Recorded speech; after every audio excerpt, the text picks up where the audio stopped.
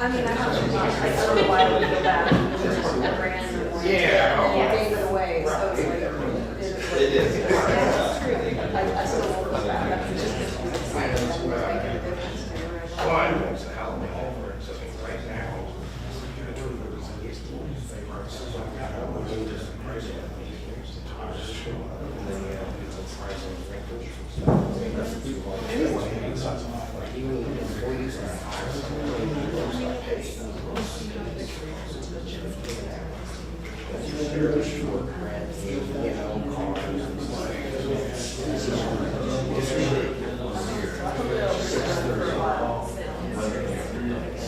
If you do ever get anything, then you can issue it to me. I mean, I warranty everything. I would think you need it, you know, it just be stuff out. It just be stuff.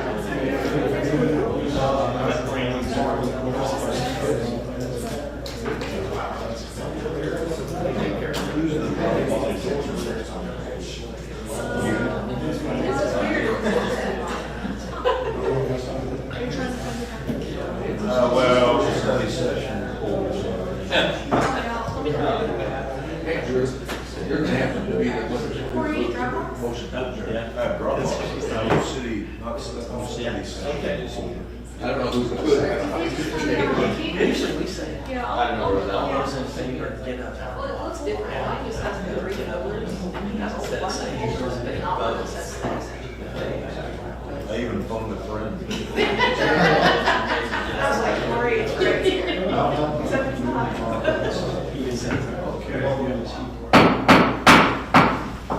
Call this meeting to order and ask you to please stand, if you are able, for the Pledge of Allegiance.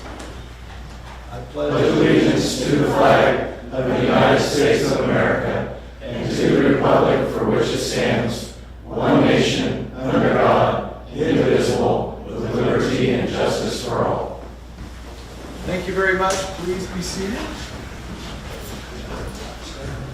This evening we have a couple gentlemen who are signed up to provide some public input. And I don't know if you two guys want to go at the same time or separately. No, I don't really, I really don't need to. Okay. So you Just just want want to to leave it to Mike. Okay, Michael Terry, come on up and Thank you, give Mayor. give us your name again, and we'll. I'm Michael Terry. I'm the current secretary of the Lindsborg Masonic Lodge. Been secretary for almost life now, it seems like. Anyway, I'd like to thank the mayor, commissioners, ladies and gentlemen, for allowing us to be here tonight.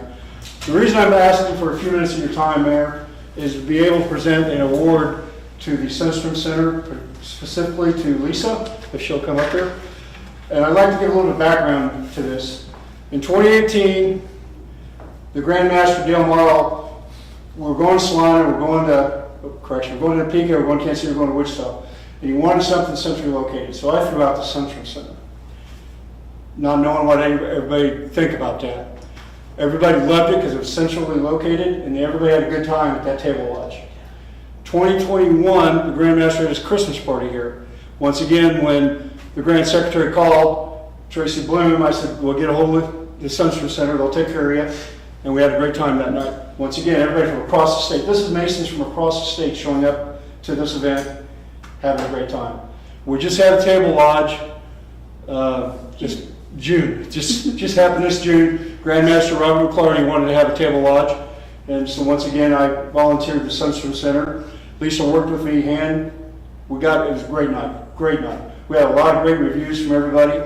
And once again, when you have people come from across the state, you want your community to look good. And she made sure that happened for us. And on behalf of that, I'd like to present you with a certificate of appreciation from Lindsborg Lodge, number 397. Thank you.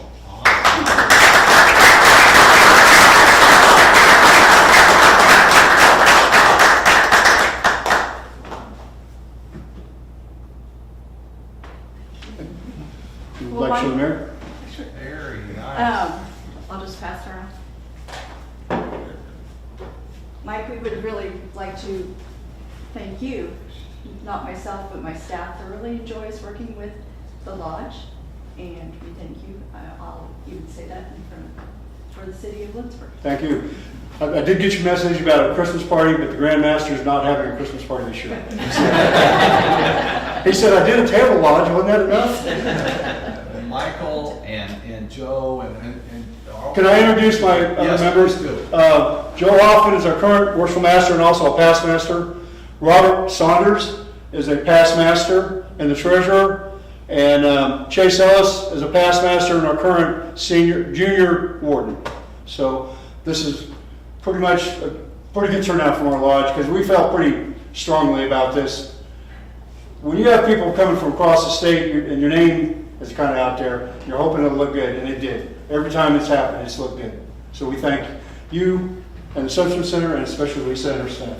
So, Well, first of all, thank you very much for being here. That is just incredible. We appreciate it so much. We appreciate that you would honor Lisa with and that's just really great. But we appreciate all her work and the staff. But we appreciate you guys being the voice for the city and bringing people here. I can't tell you what a great deal that is. So thank you. when they come in from Goodland, they need motel rooms. When they come in from Kansas City, they want motel rooms. So it works all the way around. It's a full thing. So. Well, I can't thank you on behalf of the city, the council. Thank you. Can't thank you enough for being here this evening.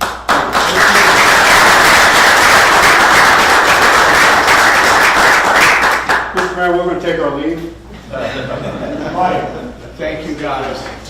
Thanks for being here. Thank you. Thank you. Thank you.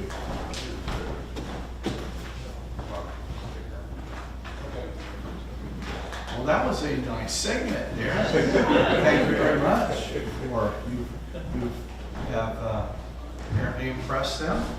We appreciate that. So we will now move to item number 4, which is amendments to the agenda. Are there any amendments this evening? There are no limits. Oh, great. Item number 5, the mayor's report. It's hard to believe that time goes by quick. And by the next time we meet, Billings Fest will be history. So pretty incredible. So we look so forward. Thank you to everybody, members of the city, members of all of our great staff who are out cleaning up the town, making sure that we put our best foot forward. Thank you to all of you for everything that you've done. Just very quickly, Thursday, the community service at Bethany Lutheran Church. On Friday, the official openings at 1:30 downtown. Saturday, the parade at 10 o'clock. And apparently 2 of our council members are going to MC that. That's correct?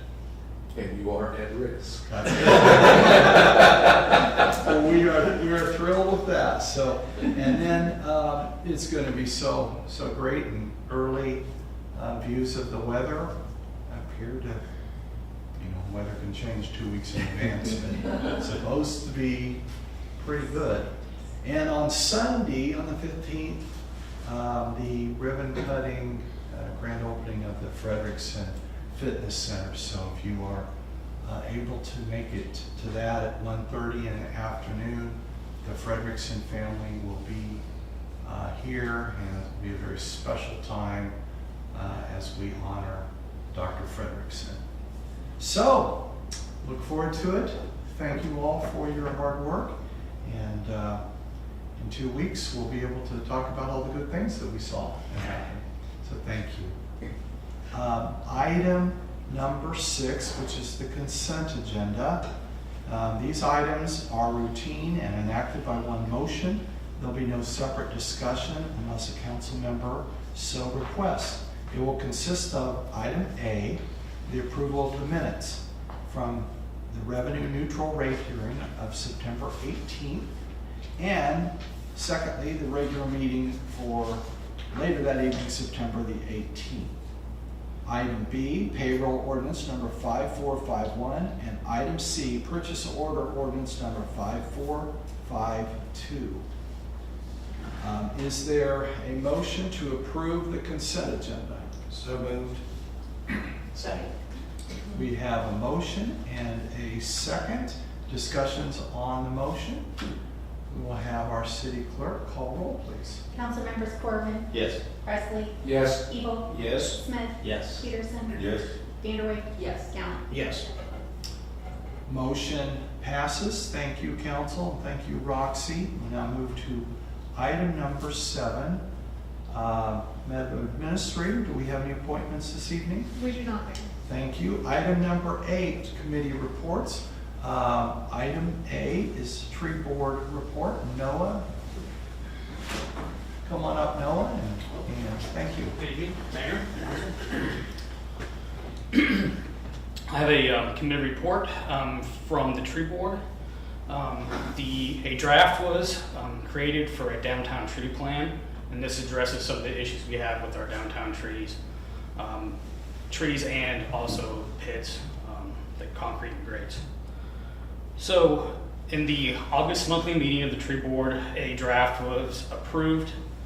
This plan outlines issues around some of our downtown trees. This plan identifies problem trees and necessary work. This plan outlines the timeline necessary to perform the work. Also, business owners were contacted in the initial trees selected to be removed. That was done last week. And I will also present this information to ad hoc in the next meeting.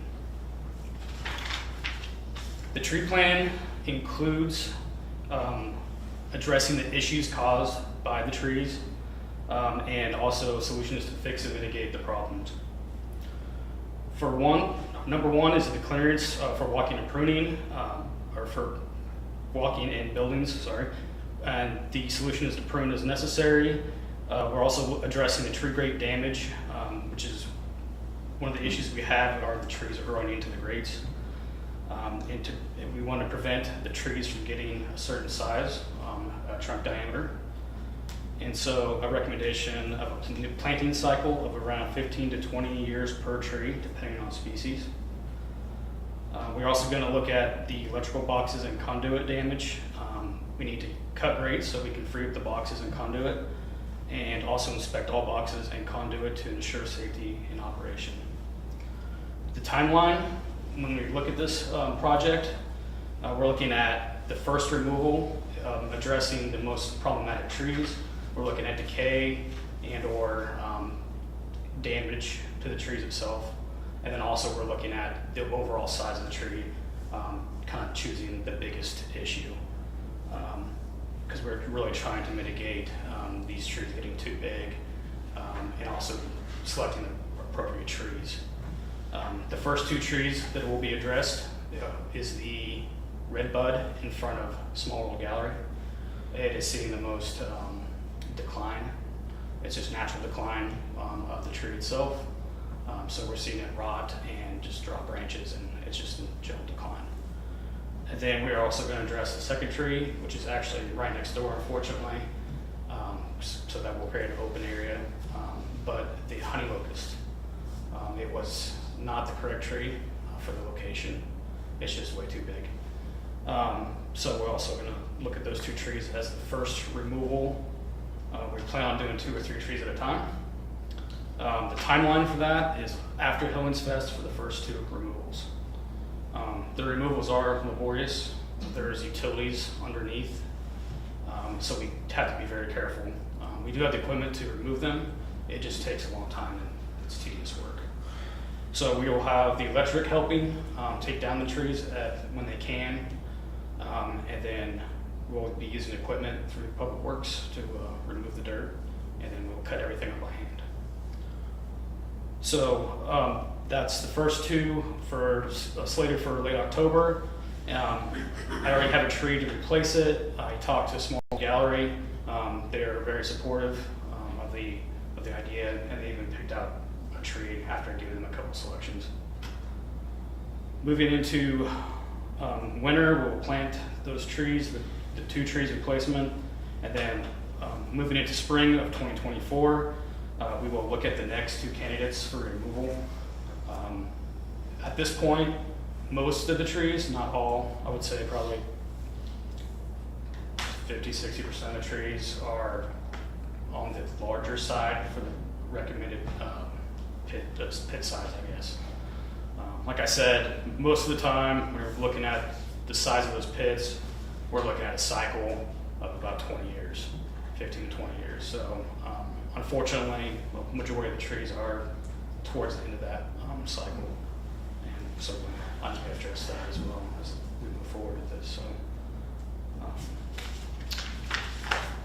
I do have a map, and it is nice that we actually created this last year, and it actually it's in a database of species, condition, size. So having this information, we can easily look at it and go back through and decide on which trees are potential candidates for removal. So, is there any questions about this? Other questions? No? Noah, when you take a tree out, how do you prep the soil down below to put another tree in? So we do have availability of compost, and we can also purchase material to amend the soil. But you can't get the stump out. Oh, so how do we? What's the process of removing the stump? Okay, so we the have root ball. yes. So we do actually remove the root ball. Oh. We have a machine. It's like a water jet and vacuum. So it actually removes the soil and cuts into the soil to expose the root ball, and then we have to cut it by hand. So. Further questions? I guess the challenge is you're gonna have to do that in that one little enclosed, what, 3x3 or 4x4? Yes, and You so can do it, wow. yeah, and like I said, it's a very tedious job, but yeah, we can do that. And unfortunately, the bigger the trees get, the harder it is. So overall, this tree plan is a mitigation plan to prevent damage, overall damage to sidewalks, grades, electrical. Solid. Further questions? Seeing no questions, thank you, Noah. Thank you. Very much for the good report. Item B, public safety. We'll call on Chief Davis for a public safety report. Good evening, Mayor, Council. Just wanted to kind of brief you on a recent concern that came up that we addressed. It was a speed change on Wells Fargo. It came to us by a council member and then was echoed by a couple of community members about the concern for speed that was going on Wells Fargo. I want to apologize up front. I was supposed to bring a map and I left it at the station to show you, but I think we all know that area between Pizza Hut and Emerald Drive is a stretch we're talking about. After the issue was brought to our attention, we put our speed box out there just to get a feel for what it looked like out there. I mean, it's easy to want to change something, but it's nice to have the data, especially if we get asked about it. We kept it up there for 2 weeks and found that at the time, the posted speed limit in that area was 55 miles per hour. 99% of the drivers, which was over 10,000 cars, were under the posted speed limit. And the average speed during that period was 31 miles per hour. But the 1% that was coming in, we believe, that was over the speed limit was likely coming in from the county area. I think a lot of the cars it was catching were those that were turning off of Emerald Drive and started to go through that zone. We do know that as they got closer to Dala and some of those streets, the speed was picking up. So we did some research and found that as the city had expanded and adopted that land, they didn't change the speed signage or some of the other signage to go along with that. And we also found another issue is that the north side of Wells Fargo belonged to the city of Lindsborg, but the south side remained under control of the county. So that creates a problem because we might be able to change ours, but then we have two different competing speed signs on both sides of the street. So that's not good for the public. It can be very confusing. So Chris worked with me and collaborated with his counterpart at the county, and we got permission from them that when we were ready to go ahead and change the speed signs, we moved some of our existing signs back towards Emerald Drive. We actually, to the east of Emerald Drive, we put a notification sign letting people know that they're approaching a slower speed limit area. And then right just east of Emerald Drive is where we put the actual speed limit sign of 30 miles per hour. And then we ordered some new signs and had them posted on the south side for those that are going east. And that whole area has been changed to 30 miles an hour. And to help the public get comfortable with this, because we understand change is new, we put up a social media post letting people know, and I even took pictures of the signage and put a little map up there for people to understand what area was affected. And then we also did enforcement out there, but instead of issuing citations, we were giving warnings, so people had time to adjust to the time change, or to the speed change, so they realized we're really trying to educate them and not necessarily penalize them. So currently, that's the phase we're in. The signs are in, the warnings have gone out, and we're still making some of those stops to educate the folks. But eventually, if it continues, unless we come across something that's very excessive, we'll begin issuing citations if it's needed. But as of right now, that area from Harrison or 14th all the way to Emerald Drive is now a 30-mile-per-hour speed zone on both sides. And with that, I'll take any questions. Great, thank you. Questions for the chief, council? No questions, but just my appreciation for looking into that and addressing it so quickly, really, and adequately. Thanks. Thank you. Further questions? And beyond that, to the east, it increases to 55. Back to a county road, which is 55 miles per hour. Good to know. Emerald Drive and the cemetery first, the west cemetery entrance is same. Correct. Almost Yeah, across from each other. that's Correct. the point we're talking about. West is, or east is that, is 55. Correct. Okay, well, thank you, Chief, for all your work, and thank you, Chris, for your work and getting that all done very quickly and timely and in an efficient manner, so thank you very much. We are now down to item 9, business. Do we have old business to consider this evening? We do not. Thank you. Item 10, do we have any new business? We have no new business. It's too bad that Councilmember Bruce is not here. We discussed this, by the way. So. Do we have a need for executive session this evening? No executive session is needed. Is there other business to come before the council?